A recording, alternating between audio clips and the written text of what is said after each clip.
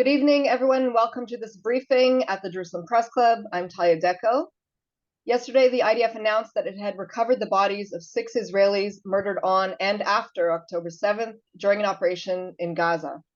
Meanwhile, chatter surrounding a potential deal with Hamas to free other captives and implement a ceasefire, with heavy debate over the price of such a move, has intensified this week. And in parallel, our northern communities continue to be targeted by drones and rockets with no end in sight. Our guest today is Dr. Eyal Hulata, visiting fellow at the Foundation for Defense of Democracies in Washington, D.C. Dr. Hulata was the most recent national security advisor under the Lapid-Bennett government and a familiar face to our members. Hello again, and thank you so much for joining us. Thank you, Talia. Happy to be here again. So let's start with Gaza. The latest news, of course, is that the defense minister has hinted that we're making headway in the area. Do you agree with his assessment? What's your take? So I mean, I think it's kind of complicated because we're having the Prime Minister of Israel and the Defense Minister of Israel delivering contradicting messages to the public. I know I'm talking to a group of journalists. You've been following this, and you have your own observations. I will offer my observation on the situation. I think at this point in time, what the IDF was able to do in Gaza, in Rafah, and we have to remember, despite the fact that there was a lot of criticism on what will happen when IDF actually does get into Rafah, and claims or accusations that this will lead to a humanitarian crisis like we've never seen since the beginning of the war. None of that happened. We have to be frank with the IDF, and we have to give them credit for their ability to be rather surgical. True, we maneuvered people from places in Gaza Strip, but this was done in order to prevent severe casualties, and the ability to eventually take over, I think, most of the territory in Rafah and the entire Philadelphia corridor, and to find, as Minister of Defense said today, about 150 tunnels crossing from Gaza into the Egyptian side, discover them all, block them all. This is a substantial operational achievement. And I think this is important. We have said for a long time, and I think many of you have heard me say this before, once we conclude the operation in Rafah, this is about as far as we can go in Gaza. There isn't a point, I think, in Gaza where IDF soldiers haven't stepped over. So if this is the situation, I think Minister Gallant is correct. We're about to finish and to fulfill the operational goals. I think only Sinwar is missing on the top leaders of Hamas list that the IDF was able to either target inside of Gaza, outside of Gaza. We've been very busy with this all over, and I think this was a very important achievement. As Minister Gallant said, I think rightfully so today, there is one more goal of the war that won't be fulfilled, and that is to return the hostages back, those who are alive and those who have been killed. And I think this is very, very important. And naturally, we're going to talk about the hostage deal and what happens with it. But I happen to think that Minister Gallant is very accurate in the way he sees it. This is what I understand from my conversations with people back home, and this is the situation on the ground. Okay, thank you for that. So really moving on to the issue of the deal. Yesterday you told yesterday you told Israel Radio that the Philadelphia corridor doesn't necessarily need to be a deal breaker, and that Israeli presence there need not be extended indefinitely. Assuming that the Egyptians won't get out of their way to stop arms from leaving their territory, how is Israel supposed to prevent weapons from making their way into Gaza nonetheless? So I think the Egyptians and the Americans as a strategic partner are indeed the key factor here.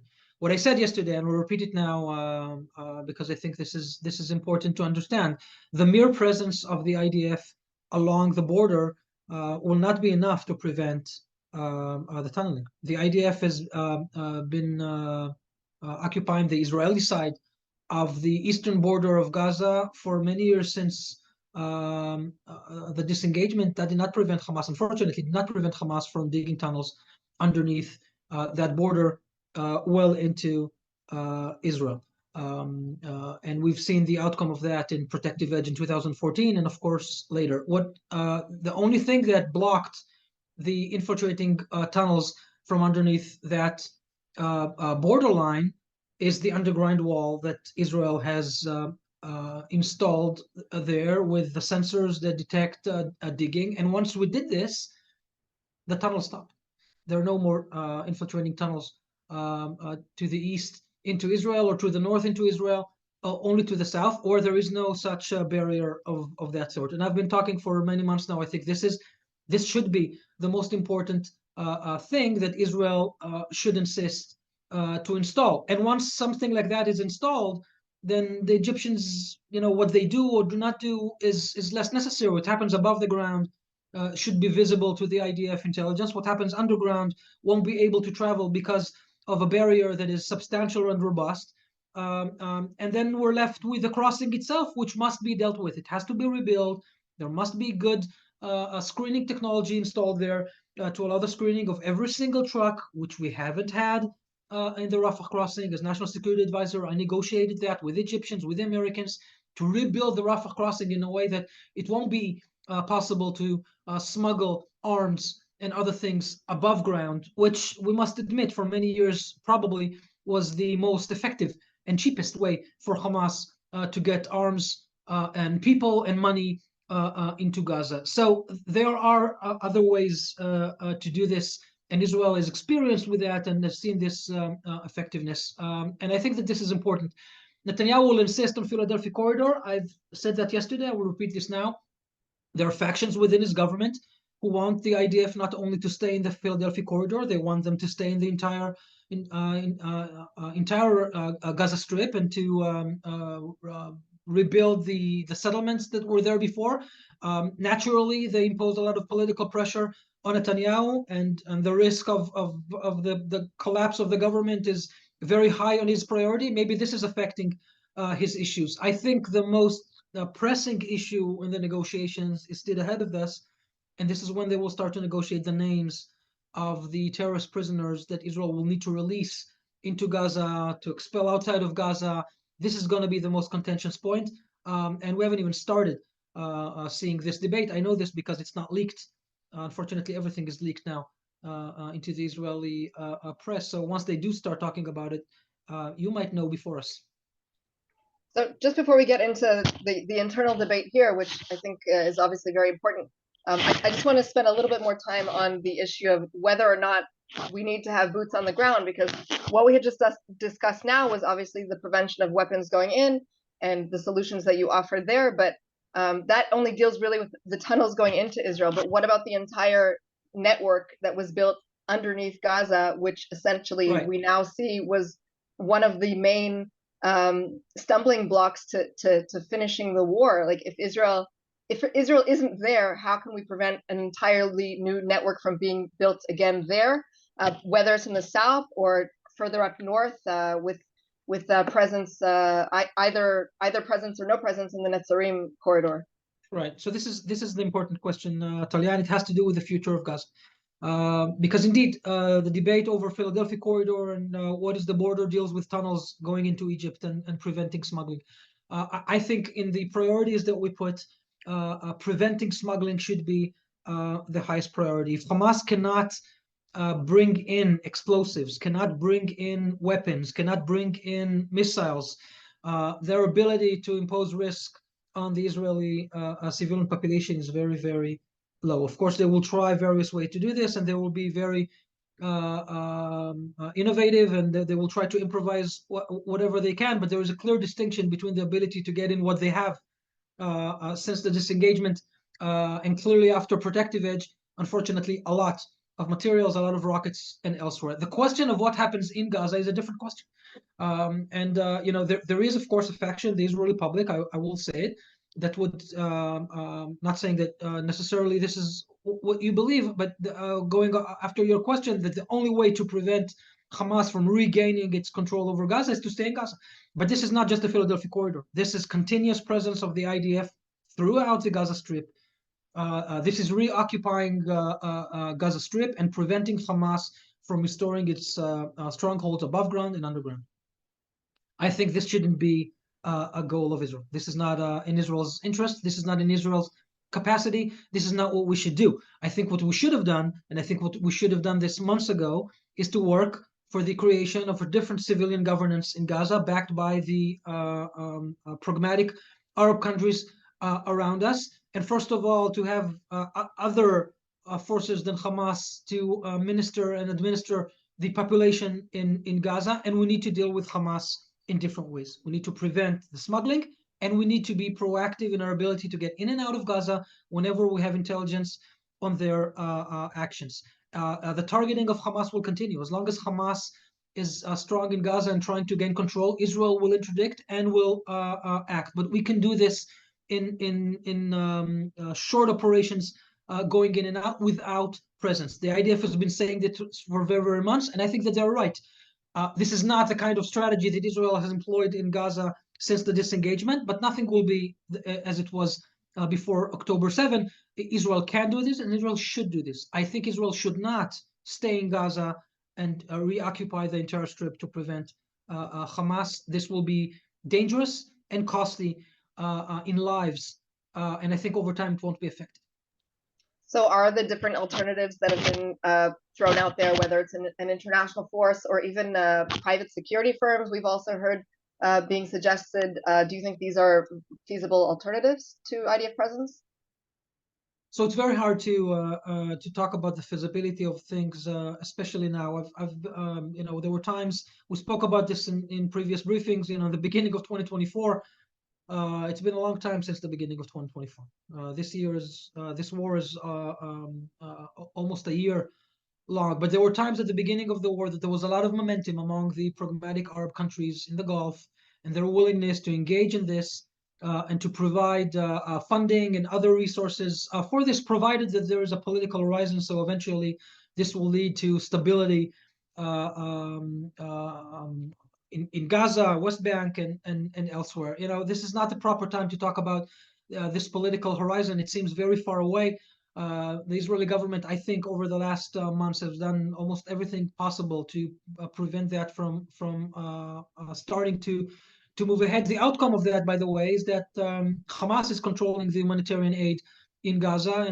Regardless of how these trucks enter Gaza through our crossing. There was the time that the Americans have operated this harbor floating a dock or through Egypt, doesn't matter. Once it gets into Gaza, there is no one to take it except people controlled by Hamas. So once Hamas again controls, and this has been the case for many, many months now, once Hamas recontrols the civilian life in Gaza, and they've been very effective in regrouping and creating the ranks for it. It's more difficult to replace that with a different mechanism, but eventually this is what Israel will need to do. If Hamas will continue to control Gaza, then one way or another, over time, they will recreate a threat. There are many things, as I said, that we can do to mitigate that and maybe even prevent smuggling altogether. But this is not the key problem in Gaza. The key problem in Gaza is that Hamas cares more about killing us than taking care of its own population, and it's proven this over and over again, especially since the war started, but even before. And this is something that strategically Israel will need to deal with, but at the moment, I think there are no tools to do this, and clearly no interest in the Israeli government as well. So moving on to a scenario in which ceasefire deal is in fact implemented, we know that at least with your participation in our events over the past 10 months, you have been arguing that Israel can pick up where it left off. If we can stop the fighting when we need it, control the situation, and if we're attacked again, God forbid, then we'll be able to get back in and do what we need to do. But how do you think that the Israeli public might respond to that? That we might find ourselves yet again in a situation where we're sitting waiting to be attacked. Are we supposed to just assume that this cycle will continue if that is the approach that we indeed end up taking? So first of all, unfortunately, there is a huge crack, if not fracture, in the trust of the Israeli public in its government. I'm happy to see in the polls that there is still a lot of trust in Israel in the IDF, but on the decision level, the trust is completely broken. And I think it goes back to what you just say. I mean, we can talk about this in Gaza, but the situation in the north is far worse. Because in Gaza, once we conclude what we've concluded, Hamas is far less effective in the ability to impose threats on our civilian population because we've crushed so many of its capabilities and killed so many of its terrorists. But this is not the case with Hezbollah. And Hezbollah, we've done a lot of damage and we've gotten a lot of its seniors, but they still have a huge arsenal of rockets, and they have a huge number of terrorists capable of implementing attacks on our civilians. And if there is no trust among the population in the government and its ability to create conditions where there is stability in this regard, then we are in deep trouble. And the problem is, and we need to say this very, very clearly, the Israeli public has been under such threats since the conception of our country. There have been years and periods where the immediate threat for Israeli civilians along the borders and inside of Israel has been far worse than what we're experiencing now. In the north of Israel, in 1978, it wasn't Hezbollah at the time. It was, I don't remember which Palestinian organization, infiltrated into Ma'alot and killed dozens of kids. Talia, I was very young when this happened. Maybe you haven't even born when this happened, but we all remember this. This is a traumatic event for the Israeli public. A few years later, this great conditions of the invasion of Israel into Lebanon for the first Lebanese war. This has been the situation along the borders of Israel forever and ever. We've had terror raids in our major cities throughout the 90s, and later on, the first Intifada in the 80s, and the second Intifada at the beginning of the 2000s. This has been the reality for Israeli civilians. And you and I and everyone, all of the Israelis, we've grown up with a sense of resilience that even though this is the case, we have trust that the Israeli decision makers and the Israeli forces are doing their best to prevent all of those attacks. And once it happens, we'll respond appropriately to create conditions for stability. And when we need to go to war, we will go to war. This is how Israel has been operating. This is how the lives have been sustained. And we've flourished under those conditions. And I'm saying this because it's not fundamentally different than what we're experiencing now. What we're experiencing now is lack of trust of the people in the government and the decision level that they will know what to do with it. And that is a problem. That is a huge problem. This war has been waging for a year. The people of the south cannot go back to their homes. The people have been evacuated from the north. I think I've said in one of the previous events we had, I think it was a mistake to evacuate all of the population from the north. We signal to Hezbollah that it's okay to fire. And we will need to restore this trust by operations and by actions, but also by leadership, governance, and a set of diplomatic arrangements that will create stability and allow us to heal and build and prepare for what I think might be an inevitable subsequent round of conflict in the north. We haven't started talking even about Iran. I know that you had a briefing, or some of you have had a JPC briefing on Iran this morning, and we can address this later, either by you or in the Q&A.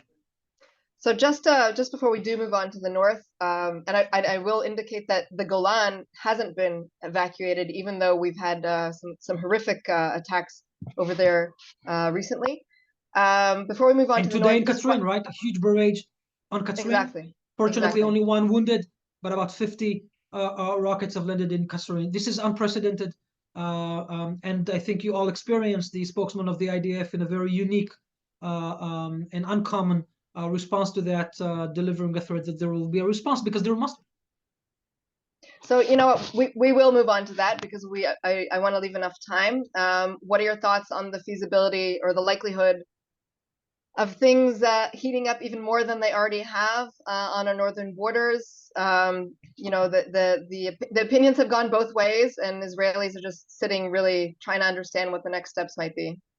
Yeah, I think the volatility in the north is increasing again. We've heard Nasrallah, I think himself, tying between the situation in the north and the prospect of a ceasefire in the south. We don't like all of those things meshed together, but this is just the reality. A ceasefire in the south would have created conditions for easing up of the tension and the firing, potentially also in the north. So there can be conditions for rethinking about the entire strategic situation in the north. I have said this for many months. Israel, I think, is not fully prepared for a war in Lebanon. A war in Lebanon is not like a war in Gaza. If it is imposed on us because Hezbollah chose to start it, yeah, we will fight, and we'll probably, due to the Dakhia in the south of Beirut, what we did to the towns in Gaza, because if they start a war with us, we will need to respond. But Israel should not start a war when it is not fully prepared and with a proper operational plan to end this in better conditions than we started. And I think that this is not the case at the moment. The IDF has been fighting for so long, and we need to take care of our stockpiles, and the soldiers need to rest, and maybe we also need better plans of operations before we embark on this. However, if we will not reach a deal, and be it because Sinwar is continuing to be stubborn, which he seems to be, I think he's dreaming of spilling over of the war from Gaza to Lebanon. This was his goal from, I think, the very beginning. This hasn't happened for over 10 months, but maybe now, unfortunately, there are conditions which can happen. This is not in Israel's interest. This is not in our benefit. And this is Sinwar's calculus. We need to talk about our calculus. Israel needs to talk about our calculus. This is not in our interest. We do not want to spill over now over the war to the north.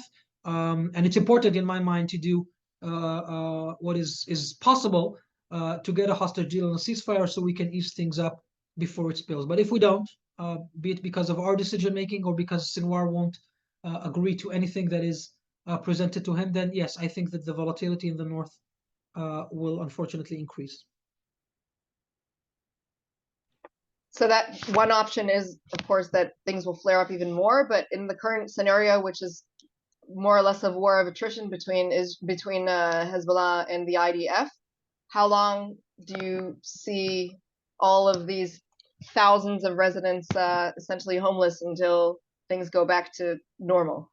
Well, I mean, at least in one respect, this is in the hands of the Israeli Prime Minister and the Israeli government, especially as it comes to the feasibility of having a hostage deal, because there is another alternative.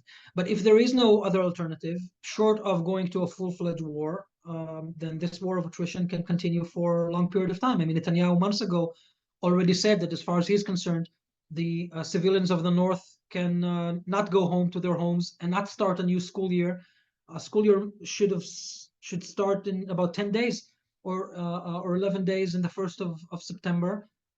It doesn't seem, I mean, there are no preparations for that. Naturally, this is not going to happen.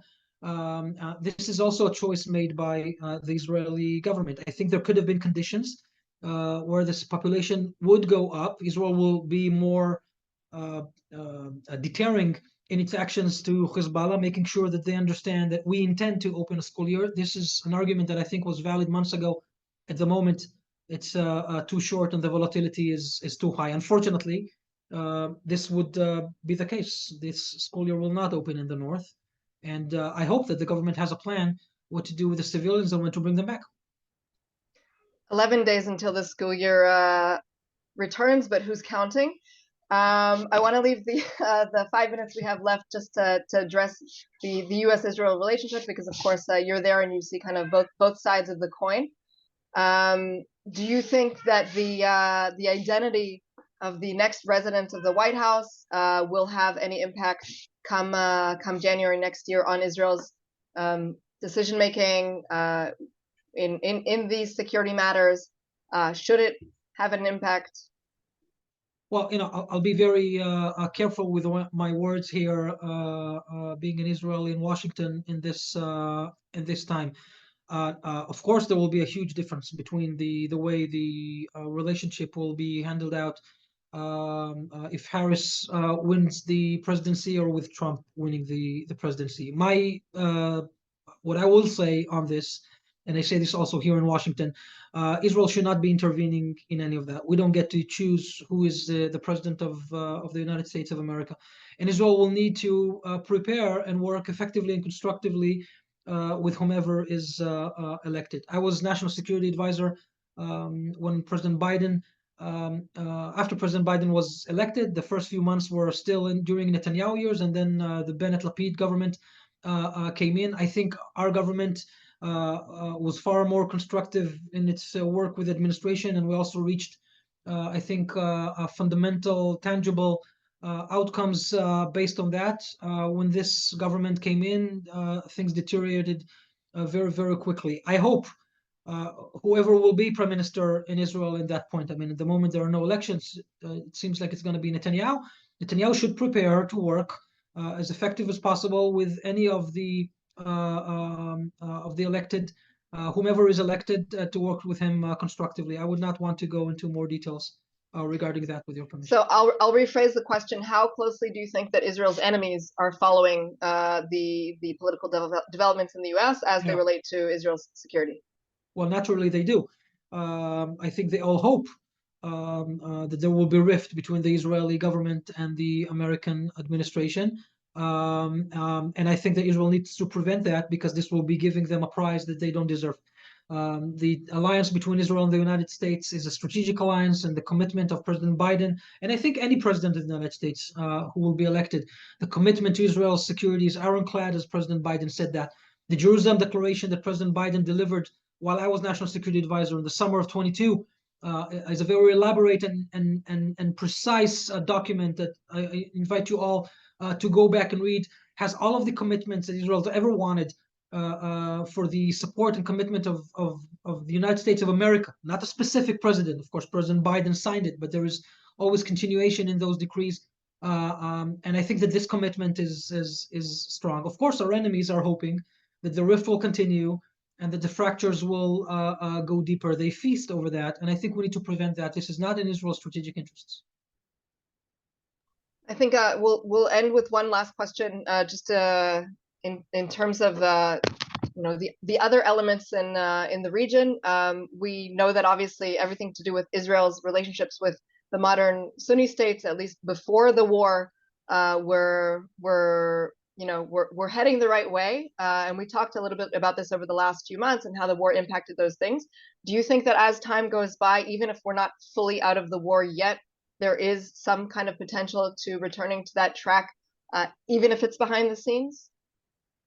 Yeah, I mean, I think there are all of the ingredients are there for that to continue, not behind the scenes, also overtly. We need to recognize that none of the pragmatic Arab countries has changed fundamentally the diplomatic relations with Israel, and they haven't done this because they like maybe the Israeli current government. I think they don't, but they did this because it's in their interest, and they decided to normalize with Israel, and they plan to carry this through. This is true about Morocco. This is true about the UAE. This is true about Bahrain.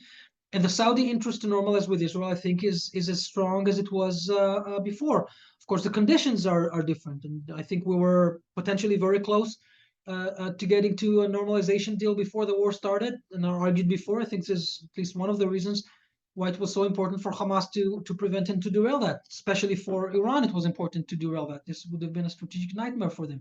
And I think this will happen eventually. And I think this is very important also in the context of countering Iran. The regional coalition has proven to be very effective back in April, and I think it is still very ready to prove to be effective if, God forbid, Iran decides to fire at Israel again. I think we will see all of this intact, because fundamentally, I think the region, the pragmatic countries in the region, understand who is the real threats to their national security. They have reservations about Israel, but I think they're very, very worried about Iran and the Shia revolution and the nature of the regime. So I think all of the ingredients are still there. I just hope that we can get to restoration point as soon as possible, because as time evolves, things can change also on that. They haven't for a year. This is very promising. Of course, and I hope that we don't get to the point where we need to test those relationships again. But anything can change before our next conversation. I think we're going to end here. We're out of time. Dr. Eyal Hulata, former security advisor to the Prime Minister in Israel. Thank you so much for your time, and looking forward to speaking to you again soon. Thank you so much. And I'll just take this opportunity to remind our audience that we have another briefing from this morning available on our YouTube channel with Jonathan Hessen from the Hudson Institute on the wider regional issues. Thank you very much to my colleague, Jonathan Beck, for facilitating this call. Goodbye, everybody.